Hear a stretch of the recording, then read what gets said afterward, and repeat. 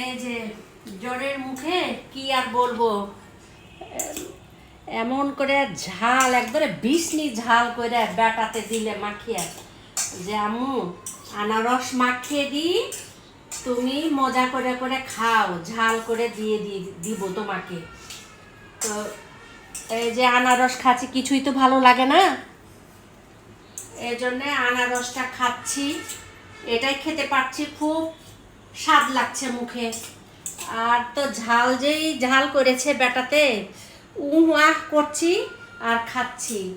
তো দেখে তো মনে হচ্ছে যে আপনাদেরও লাল করবে, এত সুন্দর করে মেখে দিয়েছে আমাকে। বিসমিল্লাহ। ও